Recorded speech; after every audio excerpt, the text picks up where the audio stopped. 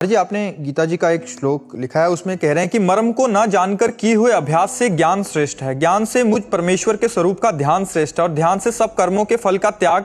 केवल भगवत कर्म करने वाले पुरुष का भगवान के प्रेम और श्रद्धा तथा भगवान का चिंतन भी बना रहता है, इसलिए ध्यान से कर्म फल का त्याग श्रेष्ठ है। श्रेष्ठ है क्योंकि त्याग से तत्काल ही परम शांति होती है। महाराज जी आप कह रहे हैं कि इसमें कर्म फल का त्याग का क्या तात्पर्य है? देखो, सबसे पहली बात ये समझना कि जैसे आप कर्म कर रहे हैं और आपको कुछ ज्ञान ही नहीं है कि क्या कर्म है, क्या कर्म है, क्या धर्म है, क्या अधर्म है, उससे ज्ञान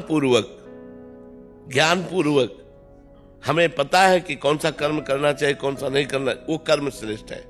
उस कर्म को ध्यान पूर्वक करना, ये भगवान के ध्यान की बात नहीं कर रहे, कर्म विषय प्रसंग चल रहा है। उस कर्म को ध्यान पूर्वक करना, उसका ज्ञान रखना, तो ज्ञान रखने से ध्यान पूर्वक करना श्रेष्ठ है। और ध्यान पूर्वक करने से श्रेष्ठ है क्योंकि कर्म तो कर रहे हैं और फल की प्रबल आकांक्षा है, और ध्यान पूर्वक कर्म कर रहे हैं, एकाग्रता पूर्वक कर्म कर रहे हैं और फल की प्रबल आकांक्षा है और फल ना मिला तो आप अशांत हो जाएंगे, आप निराश हो जाएंगे। और सच्चा कर्म का फल है सुख दुखे समय कृत्वा लाभा लाभो जया जयो। सुख दुख में, लाभ हानि में, जय पराजय में समान भाव रहना। इसलिए भगवान कह रहे हैं कर्म फल का त्यागी सर्वश्रेष्ठ है।